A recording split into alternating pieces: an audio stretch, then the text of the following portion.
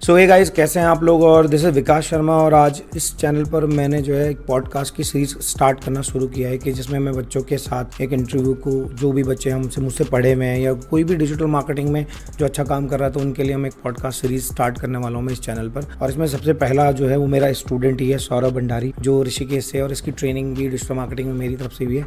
Generally इसको पहली बार लेने का एक रीज़न ये भी था कि बहुत सारे बच्चे हमारे यहाँ ऐसी क्वेरी करते हैं जिसमें ये होता है कि बच्चे बहुत सारे पूछते हैं कि क्या 12th के बाद भी हमें जॉब मिल जाएगी, कि 12th के बाद भी मैं जॉब कर सकता हूँ, वो भी 3 या 6 महीने का कोर्स करके। तो 3 महीने 6 महीने का कोर्स करके भी आप पहली जॉब ले सकते हैं, जिसमें सौरभ हमारे साथ अभी बैठा हुआ है। ये अपना एक्सपीरियंस हमारे साथ शेयर करेगा। और इसकी जो ट्रेनिंग हमने ली है वो DSM Dehradun school of online marketing में मैं एज अ ट्रेनर काम भी करता हूँ। यहाँ पर इस पॉडकास्ट की सीरीज में मैं बताऊंगा कि कैसा एक्सपीरियंस, मतलब सौरभ हमारे साथ शेयर करेगा अपने एक्सपीरियंस, कैसा रहा उसका एक्सपीरियंस ट्रेनिंग के दौरान, कैसी गाइडेंस रही थी, और जॉब में उसका कैसा एक्सपीरियंस रहा है। क्योंकि इतनी कम एज, अभी सौरभ की एज 18 सर। 18, तो 18 ही एज है, और 18 एज में ही पहली बार जॉब करना, तो एकदम पहली जॉब कैसा रहता है, एक्सपीरियंस SEO में क्या होता है, क्लाइंट बिहेवियर कैसा होता है, ये सब चीज़ों पे ही हम आज डिस्कस करेंगे। तो welcome to the podcast, first podcast ही हमारा है। तो पहले थोड़ा सा इंट्रो अपना दे दो सौरभ, फिर उसके बाद आगे बात करते हैं। हेलो गाइस, मेरा नाम सौरभ भंडारी है और मैं ऋषिकेश से बिलोंग करता हूँ। मेनली अभी मैंने 1-2 साल पहले 12th कंप्लीट करी है और उसके बाद मैं DSM में आया, तो मैंने डिजिटल मार्केटिंग का कोर्स किया। तो कोर्स करने के बाद मेरी जॉब, मतलब इंटर्नशिप करा, फिर उसके बाद मेरी जॉब लग गई। तो जॉब लगने के बाद वहाँ पे काफ़ी कुछ देखा, काफ़ी कुछ सीखा। बाहर का एनवायरनमेंट कैसा है, बाहर का कल्चर कैसा है, लोगों के साथ बिहेवियर कैसा है, लोग कैसे बिहेव करते हैं, और हम मतलब इस इंडस्ट्री में कैसे आगे बढ़ सकते हैं, और क्या क्या काम हम करते हैं मेनली कंपनी में। तो तुम्हारा जो है सौरभ, ये बताइए कि तुमने जो है डिजिटल मार्केटिंग करने की सोची, तो क्यों सोची, क्या वजह थी, क्या रीज़न थे? सर ऐसी मतलब 11 से सोच रखा था कि डिजिटल मार्केटिंग फील्ड में जाना है। उस टाइम मैंने सुन लिया था इसके बारे में, देखा, फिर यूट्यूब पे काफ़ी देखा।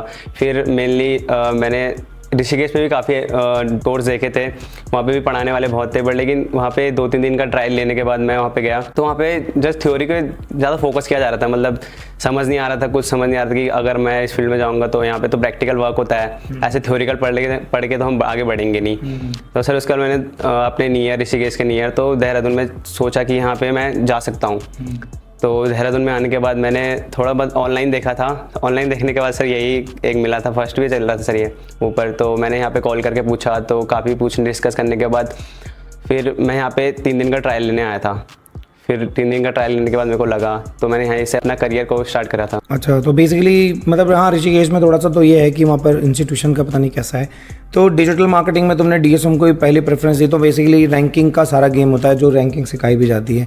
तो DSM में आने के बाद तुम्हारा अगर तुमने क्लासेस, जैसे मुझसे भी तुम्हारी पहली क्लास भी मैंने ही तुम्हारी क्लास ली थी, तो तुम्हारा Day 1, Day 2, Day 3, तो मोस्टली बच्चे यहाँ ऐसा भी रहता है कि लोग पूछते हैं कि यार डेमो क्लासेस में तो लोग बहुत मतलब इम्प्रेसिव रहता है या रहता है। तो जनरली तुम्हें क्या रहा था कि तुम्हारी कैसे एक्सपीरियंस रहे, जरा वो भी बताओ, जरा लोगों को देखे तो सही। एक्सपीरियंस तो सर काफ़ी बढ़िया था। आपने तो पहले ही बोल दिया था, जिसको करना है वो कर सकता है, जिसको नहीं करना वो जा सकता है। तो मैं समझ गया था, पहले दिन ही मेरे को प्रैक्टिकली मिल गया था काम करने को। अब 1-2 दिन में सर मेरे को काम स्टार्ट करने के लिए मिल गया था।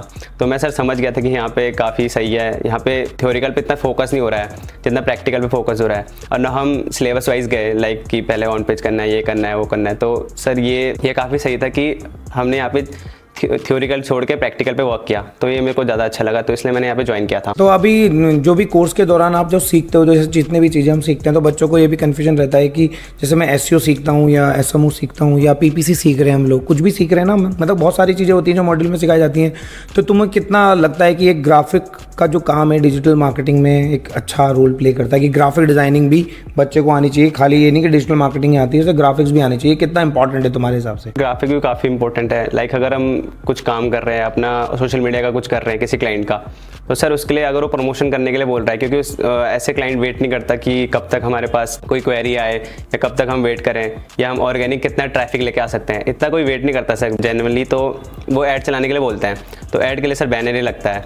तो बैनर कितना इंपॉर्टेंट है, कैसे उस पर हेडिंग्स है, कितना क्रिएटिव बैनर है जो यूज़र को अट्रैक्ट करे। मेरे हिसाब से सर बैनर भी ग्राफिक डिज़ाइनर का तो बहुत हेल्प होती है डिजिटल मार्केटिंग। हाँ, तो यही मतलब एक होता है कि अभी मैं खुद ही, क्योंकि मेरा स्टूडेंट है सौरभ, तो ये होता है ना कि मैं जब हम पढ़ाते थे तो बच्चों को मुझे लगता था कि कभी कभी बच्चे नहीं समझ पाएंगे। तो अगर बच्चे नहीं समझ पाएंगे तो इस केस में क्या होता है कि मुझे डाउट रहते थे अंदर से कि क्या कभी बच्चे ये बात समझ पाएंगे कि ग्राफिक्स का भी काम आपको आना बहुत ज़्यादा ज़रूरी है। और ऐसे ही कंटेंट राइटिंग का भी काम होता है। तो जनरल अगर आप कोई बैनर बना रहे हो तो कंटेंट राइटिंग का भी काम होता है।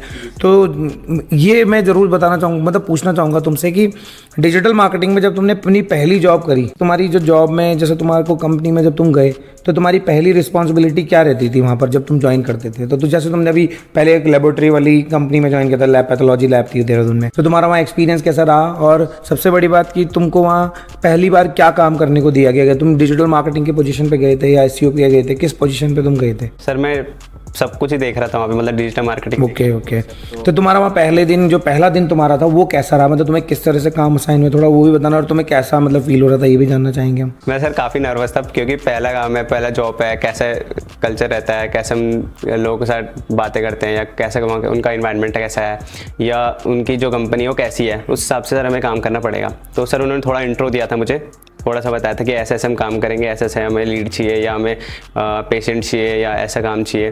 तो सर उन्होंने मेनली पहले मुझे सोशल मीडिया पे काम दिया था। कि उन्होंने मेरे को बैनर बनाने के लिए दिए थे, तो मैंने 3-4 दिन तक वहाँ पे बैनर ही बनाए थे सर। उसके बाद थोड़ा मैंने वेबसाइट का देखा था, फिर वेबसाइट उनकी बनी हुई नहीं थी अच्छी, फिर मैंने वेबसाइट का काम किया। अच्छा, तुमने वहाँ वेबसाइट भी रीडिज़ाइन की उनकी? जी सर, वेबसाइट भी डिज़ाइन। तो वो किस में, वर्डप्रेस में बनी हुई थी? जी सर, वर्डप्रेस में बनी हुई थी। फिर उसके बाद सर वेबसाइट का काम करने के बाद साथ साथ मैं वहाँ पे ऐड भी रन करता, क्योंकि सर वो बोलते थे कि हमारे पे लीड नहीं आ रही है, तुम यहाँ पे क्या काम कर रहे हो। क्योंकि सर उनको डिजिटल मार्केटिंग के बारे में इतना तो पता था नहीं, तो इसलिए उनको तो लीड चाहिए थी, कि उनको ये पता था कि डिजिटल मार्केटिंग वाला लीड करके देता है हमें। तो यहाँ पर मैं भी एक और बात बताता हूँ, क्योंकि ये बात चलते चलते आ गई है। तो देखिए, मैं आपको बताता हूँ कि अगर कोई भी बच्चा जब पहली बार जॉब करने जाता है तो फ्रेशर होते हैं। सौरभ भी वहाँ पर फ्रेशर ही था। तो होता क्या है कि क्लाइंट्स को जनरली डिजिटल मार्केटिंग ऐसी लगती है कि हमने कुछ पैसे डाले, हमारे पास लीड आ जाए, जबकि ऐसा नहीं होता। मार्केटिंग एक ओवरऑल एक ब्रांड अवेयरनेस स्ट्रेटजी के अकॉर्डिंग काम करती है, जिससे लीड सेल्स इंक्रीज धीरे धीरे होती हैं। तो जब कभी अब नए नए बच्चा कभी भी कहीं जाता है तो हम बच्चों को बताते भी हैं कि क्लाइंट्स को नहीं पता है कि क्या करना है, आपको उन्हें बताना पड़ता है कि ऐसा करना होगा और इसके रिजल्ट्स ये आएंगे। वरना जनरली क्या होता है कि वहाँ पर जो है, जो मतलब जो भी नए ज्वाइनी होते हैं उनको थोड़ा कन्फ्यूजन भी रहता है और थोड़ा डर भी रहता होगा कि यार ये अभी लीड मांग रहे हैं, लीड कैसे आएगी, हमने इस तरह से लीड से काम तो नहीं किया। क्योंकि फ्रेशर जॉब ही है। आप सोचिए, आप 3 महीने का कोर्स करने के बाद ही बंदा अगर जॉब करने लग जाएगा तो थोड़ा सा नर्वसनेस रहती है। तो उसके बाद क्या हुआ जब लीड की बात आई? तो सर उन्होंने लीड लाने के लिए बोला, तो मैं थोड़ा नर्वस हो गया, क्योंकि मैंने उससे पहले 3-4 एडी चलाए थे बस। अच्छा। तो मेरे को क्या लगा नहीं, क्या अगर उनकी परफॉर्मेंस नहीं आएगी या अगर लीड नहीं आएगी, पैसे इन्वेस्ट हो गए और लीड कुछ नहीं आई, तो मेरे पे बोलेंगे मुझे कि क्यों नहीं आई, आपने इतने पैसे लिए हमसे और लीड कुछ ला के दी नहीं, ना कोई पेशेंट आया ना कुछ आया। तो सर मैं पहले नर्वस है, तो मैंने धीरे धीरे पहले मैंने अवेयरनेस चलाने की कोशिश करी, कि पहले उनको अवेयरनेस ला के दे के कि कितना ट्रैफिक आ सकता है। फेसबुक पे चला रहे हो तुम? इंस्टा पे? जी फेसबुक पे चला। तो उसके बाद फिर वहाँ पे काफ़ी अच्छी परफॉर्मेंस आ गई थी सर। फिर उसके बाद मैंने लीड ऐड चला दी। तो लीड ऐड चलाने के बाद सर लीड तो आई थी बट लेकिन वो कन्वर्ट नहीं हुई। तो उन्होंने बोला कि कन्वर्ट क्यों नहीं हो रही है। सर मैंने उन्हें समझाया था कि ऐसे ऐसे होता है, बाई चांस कभी हो जाता है कि कोई भी फिल करके चला जाता है, ऐसे नहीं कि जरूरी उसको चाहिए होता है या उसको एमरजेंसी रही होगी। सर वो पेशेंट है, वो तो एमरजेंसी रही होगी तो कहीं भी चला गया होगा, तो वो चला गया होगा। तो उसके बाद उसने कॉल पे बोल दिया था कि मैंने कहीं और से कर लिया। तो उन्होंने बोला कि अब इसे बंद कर दो। फिर सर उन्होंने मेरे को गूगल पे काम करने के लिए बोला कि गूगल बिजनेस पे ऐड चलाओ। ओके, गूगल माई बिजनेस पे ऐड चलाने का। अच्छा ठीक है। तो सर गूगल माई बिजनेस पे ऐड चलाया। फिर वहाँ से भी काफ़ी अच्छी परफॉर्मेंस आई थी, कॉल्स आई, उनको लीड्स आई। फिर सर एक प्रॉब्लम आई थी कि उन्होंने बोला कि हम ऐड तो चला रहे हैं, कॉल भी दिख रहा है कि कॉल गई है, हमें कॉल नहीं आ रही है। तो सर मेरे को तो वहाँ शो हो रहा था, मैं कंफ्यूजन हो गया कि कॉल यहाँ से जा रही है, गूगल बता रहा है, बट लेकिन वहाँ कॉल क्यों नहीं जा रही है। हाँ, तो ये भी एक, जैसे अभी पॉडकास्ट चल रहा है तो ये थोड़ा एक्सपीरियंस मैं भी तुम्हें एक्सप्लेन कर देता हूँ। होता क्या है कि देखिए, जनरली क्या होता है कि कॉल का मतलब होता है वहाँ पे कॉल अगर ऐसा हो रहा है कि कॉल आपके सिस्टम पे दिखा रही है लेकिन कॉल नहीं आ रही है, तो जनरली वो क्या है, वो क्लिक का सिस्टम है कि क्लिक करेंगे तो कॉल आएगी, क्लिक नहीं करेंगे तो क्या होगा, क्लिक करने के बाद डायलर में बंदा गया, अब सामने उसने कॉल करी या नहीं करी तो फिर क्या होगा, आपको कैसे पता चलेगा। लेकिन अकॉर्डिंग टू गूगल वो क्लिक हो गया है तो इसका मतलब कॉल गई होगी। तो ऐसे केस में हमें क्या करना होता है, गूगल में एक रिपोर्टिंग मैकेनिज्म होता है, उसे ऑन करना पड़ता है बस। अगर आप रिपोर्टिंग ऑन कर दोगे तो वहाँ ये भी पता चलेगा कि कितनी देर तक बात हुई, ये भी पता चल जाता है साथ ही साथ। लेकिन इसका एक ड्रॉबैक ये है कि क्लाइंट को जो है, जो भी हमारा नंबर पर डायल कर रहा है उसको हमारा नंबर ना नजर आकर के गूगल का एक वर्चुअल नंबर नजर आता है जो टोल फ्री नंबर होता है उनका, तो उसी से कॉल जाती है। तो कभी कभी क्लाइंट कहते हैं कि कॉल रिपोर्टिंग ऑन कर दो, तो ये एग्जैक्ट वही मैट्रिक्स आएंगी जो एक्चुअली कॉल होती है। तो कभी कभी क्या होता है कि जो हमारे कॉम्पिटिटर्स होते हैं वो क्लिक कर देते हैं, तो सिस्टम तो दिखाएगा कि क्लिक हुआ है, कॉल गया है, लेकिन कॉल एक्चुअली में आता नहीं है। और एक और चीज़ भी होती है कि समटाइम कि अगर आपके पास ही नंबर है, तो मैंने नोटिस किया कि बहुत सारे क्लाइंट्स थोड़ा झूठ भी बोल देते हैं कि अच्छा कॉल आई तो है नहीं यार, लेकिन सिस्टम दिखा रहा है। देखिए हमारा तो अपना कुछ नहीं होता, अब गूगल कह रहा है कि अगर कॉल लगी है तो इसका मतलब कॉल लगी है। अब अगर वो सिस्टम उसके फ़ोन में नहीं आई तो मैंने कहा वो डायलर में गया होगा। मुझे ये सब नहीं पता था सर, तो मेरे को तो पता नहीं था कि कैसे थे। फिर उसके बाद उनके पास गए थे क्लाइंट्स, तो उन्होंने फिर बोला था कि हाँ अब आ रहे हैं। तो क्योंकि वहाँ पे ऐसा होता है कि सर B2B वर्क होता है कि कोई और दे रहा है, तो वो मुझको कमीशन देते थे। जी जी जी। तो कमीशन जब उनको किसी ने मांगी नहीं तो उन्हें लगा कि गूगल से ही आएंगे। उन्होंने पेशेंट से पूछना स्टार्ट किया कि आप कहाँ से आए हो, आपको किसने नंबर दिया, हमारे बारे में किसने बताया, तो उन्होंने गूगल से आए हैं। ओके, तो मतलब फाइनली कहीं ना कहीं स्ट्रेटजीज काम करने लगी।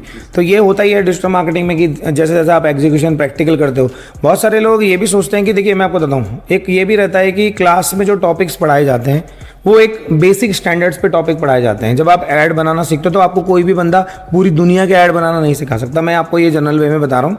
मैंने भी जब डिजिटल मार्केटिंग सीखना स्टार्ट किया था तो यूट्यूब पे ट्यूटोरियल्स रहते थे, वो ट्रैवल के ट्यूटोरियल सिखा रहा है, हम यहाँ ऐड चलाना चाह रहे हैं कोचिंग इंस्टीट्यूट के, तो थॉट तो कभी मैच नहीं होगी। तो ऐसे केस में ये बढ़िया रहा कि तुम्हारे साथ अच्छा एक्सपीरियंस आ गया, तो मैं इस तरह के ऐड चलाने का मौका मिला और क्लाइंट के वजह से सीखने को भी बहुत कुछ मिल जाता है, अपने पैसे भी कम ही लगते हैं और बच जाते हैं, और लर्निंग तो देखो अपनी होती है। सो मेरा ये क्वेश्चन है कि जैसे 18 साल की उम्र में वैसे तो लोगों को लगता है कि जॉब नहीं मिलेगी, आधे से ज़्यादा उत्तराखंड में मैं तो खुद जानता हूँ कि 25-26 साल के बाद ही आदमी जॉब करना कोई शुरू करता है, लेकिन फिर भी 18 साल की उम्र में जॉब करना, और ऐसा तुम्हें कभी लगा कि जब तुम इंटरव्यू देने जा रहे हो कि तुम्हें किसी ने बोल दिया कि तुम यहाँ से चले जाओ, या तुम्हारा रिज्यूमे सेलेक्ट ना हुआ हो, या तुम्हें काम करने में कोई प्रॉब्लम आ रही हो, क्योंकि 3-4 महीना कोर्स करने के बाद लोगों को ऐसा लगता है कि यार कर भी पाएंगे कि नहीं कर पाएंगे, तो क्या तुम्हें ऐसा फील होता था? क्योंकि तुमने जैसे पहले भी बोला है कि तुम्हारा 11 से ही चल रहा था विजन की मुझे डिजिटल मार्केटिंग करनी है, तो क्या इसने हेल्प करी, या तुमको लगता है कि 18 साल हो या 19 साल हो या 20 साल हो, जॉब मिल ही जाएगी अगर आपको काम करना आता है? स्किल मैटर करता है सर मेरे हिसाब से, क्योंकि सर मैं कई कंपनी थोड़ी वो रहती है कि इनको एजुकेशन चाहिए होता है कि एजुकेशन भी है ज़रूरी है। तो सर उन्होंने मेरे को एक कंपनी में सर गया था, क्योंकि मेरे को वहाँ पे थोड़ा सही नहीं लगा जब मैं छोड़ने वाला था सर वहाँ पे, जब मैंने दूसरी कंपनी देखना स्टार्ट करा। जी सर, तो उसके बाद मैंने देखा था 3-4 कंपनी देखी थी, तो सर उन्होंने मेरे को जनरली कहा था कि आपकी अभी एजुकेशन कंप्लीट नहीं हुई है, या BCom या अपनी ग्रेजुएशन कंप्लीट नहीं हुई है, तो आप अभी तो नहीं कर पाओगे हमारे साथ, क्योंकि हमारा 22 से ऊपर होता है। ओके सर पहले पूरा इंटरव्यू ले लिया, वो भी क्लियर हो गया सर। 3 लोगों ने इंटरव्यू लिया था, एक HR ने, फिर उसके बाद दूसरे ने, फिर तीसरे ने, फिर सर तीनों के जब इंटरव्यू क्लियर हो गए, फिर जब जो सबसे ऑनर रहा होगा उन्होंने पूछा कि एजुकेशन क्या है, तो एजुकेशन में बताया कि अभी कॉलेज फर्स्ट ईयर चल रहा है। तो उन्होंने बोला कि हमारे उसमें तो 22 से नीचे तो हम रखते नहीं है, तो आप जा सकते हो ये उसमें। तो मैंने बोला ओके सर कोई दिक्कत नहीं है। फिर मैंने 2-3 और ट्राई करे सर। फिर ट्राई करने के बाद एक कंपनी ने बोला था कि आप 1 हफ्ते काम करो, अगर आपको काम आता है तो हम आपको रख देते हैं। तो मैंने बोला ओके सर। तो मैं 1 हफ्ते वहाँ पे गया, तो 1 हफ्ते मैंने वहाँ पे काम किया। फिर उन्होंने बोला कि ठीक है आप आ सकते हो, आप ज्वाइन कर लेना, हमारा काम मैटर करता है कि तो हम रिजल्ट क्या ला के देते हो। तो उन्होंने सर एजुकेशन पूछा था, बट लेकिन उन्होंने उसको ड्रॉप कर दिया कि कोई बात नहीं। ओके तो मतलब बेसिकली ये भी है कि अगर आप कंपनीज में जा रहे हैं तो कुछ कंपनीज के क्राइटेरिया मैच होते हैं, लेकिन क्या तुमको पर्सनली ऐसा लगता है कि मेरी एज की वजह से मैं काम करने में मुझे कोई प्रॉब्लम आ रही है या कुछ ऐसा हो रहा है? नहीं सर, मेरे को तो कोई प्रॉब्लम नहीं आ रही है, बल्कि सीखने को मिल रहा है, काफ़ी कुछ सीखने को मिल रहा है। बाहर का एनवायरनमेंट कैसा है, लोगों का कल्चर कैसा है, बाहर का कल्चर कैसा है, लोगों को बोलने का या कंपनियों का कैसा, या किस तरह से लोगों ने बिजनेस भी सेटअप किए हैं, ये भी सीखने को मिल रहा है। तो जैसे कि सौरभ की एज अभी लगभग 18 साल कंप्लीट ही हुए होंगे अभी, है ना? तो 18 साल कंप्लीट हुए, तो 18 साल में ही चल रहा है देखा जाए तो एक तरह से। तो इस एज में जहाँ बच्चे घूमना फिरना ये बातों पे ज़्यादा ध्यान देते हैं, एक कंपनी का इन्वायरमेंट सीखना, सोचो इतनी बड़ी पैथोलॉजी लैब में भी तुमने काम किया था, जो जॉब से तुमको पहली बार DSM से ही ऑफर हुई होगी, है ना? सो वहाँ पर पैथोलॉजी लैब देखो इतनी बड़ी बना रही है, लोग कमीशन बेसिस पे काम कर रहे हैं, लोगों की कम्युनिकेशन, लोगों का नया बिहेवियर समझना, तो ये एक अच्छी लर्निंग एज में अगर अच्छी लर्निंग हो जाती है। मैंने ऐसे मेरे बहुत सारे स्टूडेंट रहे जिन्होंने लगभग 2-3 साल तक तो मेरे साथ ही काम किया, और 2-3 साल के बाद जब वो जॉब स्विच करते, मतलब हमारे यहाँ से जाकर कहीं और स्विच करते हैं या कहीं भी जॉब स्विच करते हैं, तो उनके पैकेजेस लैक्स में भी गए हैं। ऐसा नहीं है कि मतलब ऐसे नॉर्मली चल रहा है। पर मंथ की सैलरी 50-60-70 हज़ार तक भी पहुंची है विद इन 3 और 4 ईयर्स में, 3-4 साल में। अगर तुम अभी 18 की उम्र में ये सब कर रहे हो तो तुम सोचो कि अगर तुम 22 साल की उम्र में होगे तो तुम्हारी सैलरी अभी जो भी है, मैं गारंटी से बोलता हूँ वो 5 टाइम हायर होगी, अगर तुम बहुत सही वे में आगे बढ़ते रहे तो ये एक रहता ही है कि अगर सही उम्र पे आप काम सीख जाओगे तो जनरली यही है कि अगर आप लोग डिजिटल मार्केटिंग में काम कर रहे हैं, पढ़ रहे हैं और सीख रहे हैं और आप सही एज पे काम करने लग जाते हैं तो आपको बहुत ज़्यादा बेनिफिट मिलेंगे अपने आने वाली एज में। और एक एक्सपीरियंस से अगर आप अपनी एज को बढ़ाओगे तो क्वालिफिकेशन इतनी ज़्यादा मैटर नहीं करती है। बड़ी कंपनीज में कुछ ही 1-2 कंपनीज होती हैं जहाँ पर रिक्वायरमेंट रहती है कि आपका इतना स्पेसिफिक एज हो, तो जिस टाइम तुम्हारी उम्र 22 की होगी तब तक तो तुमको 4 साल का एक्सपीरियंस हो जाएगा अगर तुम लगातार लगे रहे। वही सोच के सर मैंने दूसरी कंपनी को ढूंढना स्टार्ट करा, तो उन्होंने बोला कि हमारे लिए एजुकेशन इतना मैटर नहीं करता, अगर आपको काम आता है तो आप आ सकते हो।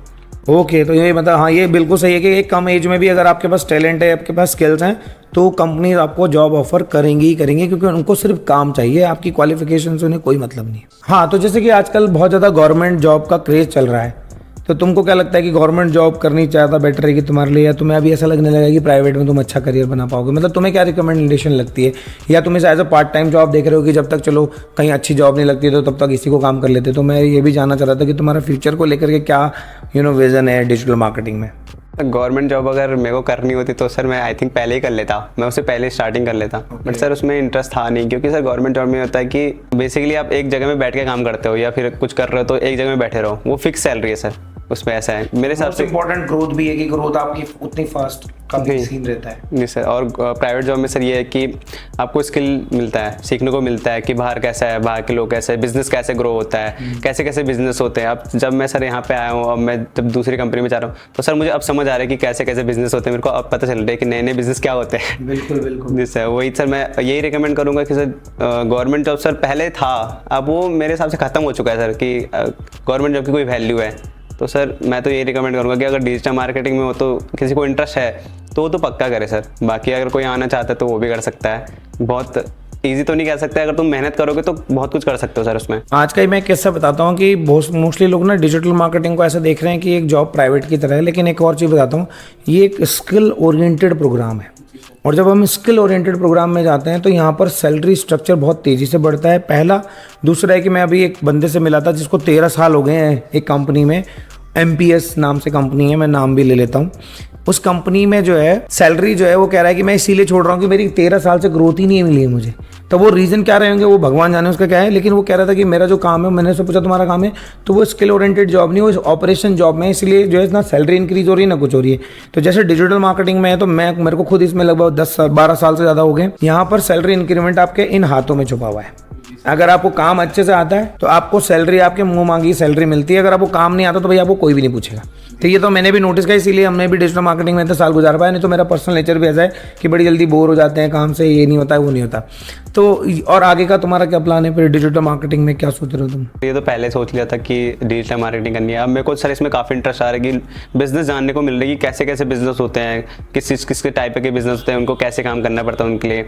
अब सर आप दूसरी जैसे मैं अभी इस कंपनी में काम कर रहा हूँ, तो अब मैं दूसरी कंपनी में जाऊँगा तो उसका अलग बिजनेस रहेगा। तो उसके लिए काम करने का मेरे को थोड़ा अलग मिलेगा। तो क्योंकि मेरे को अगर मैं इस कंपनी में से छोड़ के ऐसी दूसरी कंपनी में जाऊँगा तो वहाँ पे तो मैं काफ़ी अच्छा परफॉर्म करूँगा सर। सही बात है। वही सर कि आपको बिजनेस एनालिसिस होते हैं, देखने को मिलता है कैसे कैसे बिजनेस होते हैं, किस टाइप के बिजनेस होते हैं। सही बात है। और किस तरह से लोग पैसे भी कमा रहे हैं ये भी पता चलता है कि मन में आता है यार ऐसा भी काम हो सकता है, हमें भी नहीं पता था। तो ये भी चीज़ का थोड़ा ध्यान देना ही पड़ता है हमको। चलो बढ़िया है। तो सौरभ इतनी कम उम्र में काफ़ी चीज़ें देख रहा है जो मतलब मोस्टली लोगों को जल्दी से नसीब नहीं होती हैं, वरना लोग 22-25 के बाद ही अपना करियर शुरू करते हैं और कहीं जाकर के 3-4 साल बाद फिर सक्सेस रेशियो मिलता है। तो ये अच्छी बात है कि 18 साल की उम्र में काम शुरू कर देना, लोगों से बात करना, कम्युनिकेट करना, उनके लिए एक आउटपुट देना, उनको रिजल्ट देना, वो भी डिजिटल मार्केटिंग में छोटा नहीं था। इसीलिए हमारे पहले पॉडकास्ट में हमने इनको इनवाइट भी किया है। तो बेसिकली होता क्या है कि जब हम डिजिटल मार्केटिंग में थे तो हमारे को भी पहली बार जब क्लाइंट्स मिले तो मैं तो फ्रीलांसर था, तो मैं तो खुद ही क्लाइंट को पिच करता था। लेकिन जब मैं कंपनी में गया तो कंपनी में एक दिक्कत बड़ी आती थी कि भैया आज उस क्लाइंट के साथ मीटिंग है, आज उस क्लाइंट के साथ मीटिंग है। तो जब मैं पहली बार ज्वाइन किया तो मेरे को भी ऐसा लगा भैया ऐसा कौन सा राक्षस आ रहा है कि मीटिंग, कैसी मीटिंग है ये कि सब डरे हुए हैं, सब ये। और मोस्टली आप यकीन मानिए मीटिंग्स में 36 मतलब अगर 2 घंटे की मीटिंग है तो 1 घंटा 45 मिनट तो सिर्फ बकवास है, ऐसा मुझे लगता था। लेकिन जब हम क्लाइंट मीटिंग से करने लगे तो फिर क्लाइंट मीटिंग में बातें होती थी, क्लाइंट की रिक्वायरमेंट्स लेते थे, ये लेते थे, तो पता चलने लगा कि क्लाइंट रिक्वायरमेंट यानी ब्रेन स्ट्रोमिंग बहुत इंपॉर्टेंट होती है। जब क्लाइंट पहली बार मिलता है तो सबसे इंपॉर्टेंट है कि जब एक छोटा, जैसे तुम गए हो तो तुम्हारी अभी एज कम थी, मैं तो बहुत बड़ी एज में, मतलब मैं 23-24 साल के ऊपर ही था जब मैं 24 साल का हूँगा जब मैंने पहली बार कंपनीज में क्लाइंट मीटिंग दी, वरना मैं फ्रीलांसिंग ज़्यादा करता था। तो तुमको कोई ऐसा प्रेशराइजेशन या ऐसा डर लगता हो या ऐसा कुछ है अभी तुम्हारे साथ, क्योंकि तुम्हारी एज बहुत कम है अभी? जब पहले गया था तो पहले जो मीटिंग हुई थी उसमें मेरे को कुछ समझ ही नहीं आया सर कि हुआ क्या है। अच्छा, क्या ऐसा क्या हुआ था उस डिस्कशन? सर वो मतलब बात कर रहे थे क्लाइंट लोग कि मेरे को ये हमें ये रिक्वायरमेंट है और ऐसे ऐसे काम चलेगा। 2 घंटे से ज़्यादा मीटिंग हुई, बट लेकिन सर उस 2 घंटे में मेरे को कुछ समझ ही नहीं आया। अच्छा। फिर मैंने अपने जो साथ वाले थे उनसे पूछा कि हमें करना क्या है, तो उन्होंने अपने लैंग्वेज में एक्सप्लेन किया कि ऐसे ऐसे करना है और ऐसे ऐसे करना है, ये मीटिंग कि तू क्यों बैठा, तो कहाँ देख रहा था, मतलब कहाँ क्या सोच रहा था। तो मैंने बोला कि मेरे को आई थिंक कुछ समझ नहीं आया, तो आप एक बार मुझे बता सकते हो। तो उन्होंने ठीक है मैं बता दूंगा। तो सौरभ, मेरा एक और क्वेश्चन है कि तुम जैसे अभी 18 ईयर्स की एज में तुम सीखना है, तो हमारे यहाँ बहुत सारे, हमारे यहाँ 38 के भी एज के लोग आते हैं पढ़ने, और मैं ट्रेनिंग दे चुका हूँ, मैं 42-45 साल के लोगों को भी ट्रेनिंग दे चुका हूँ। तो मैं तुमसे पूछना चाह रहा हूँ कि तुमको क्या लगता था कि ऑनलाइन तुम अगर कोर्स करते, क्योंकि लोगों को लगता है कि हम ऑनलाइन भी ये चीज़ें पढ़ सकते हैं, या ऑफलाइन भी होती हैं क्लासेस, हमारी ज़्यादातर क्लासेस ऑफलाइन ही होती हैं, या ऑनलाइन भी देते हैं, ऐसा नहीं कि हम ऑनलाइन भी देते हैं। तो तुमको क्या प्रेफर करोगे, या तुम क्या प्रेफर करना चाहोगे कि अगर तुम्हारी एज ग्रुप में कोई पढ़ना चाहे तो वो ऑनलाइन पढ़े या ऑफलाइन पढ़े, या किस वजह से वो ऑनलाइन पढ़े या किस वजह से ऑफलाइन पढ़े? कोई लड़का है वो अगर बहुत दूर का, दिल्ली वगैरह या बहुत दूर का है, तो अगर वो देहरादून से पढ़ना चाहता है या सर आपसे ही पढ़ना चाहता है, तो सर वो ऑनलाइन ही पढ़े, क्योंकि सर इतने दूर आएगा, फिर यहाँ पे रहना वगैरह तो काफ़ी उसे मैनेज करना पड़ेगा। सर ऑफलाइन में होता है कि अगर आपके पास कोई बंदा बैठा है तो आपको वहाँ से थोड़ा मोटिवेशन कि ये काम कर रहा है मेरे को भी करना चाहिए, कि होता है सर कि मतलब बच्चों में होता है कि अगर ये काम कर रहा है तो उससे थोड़ी मोटिवेशन मिलती है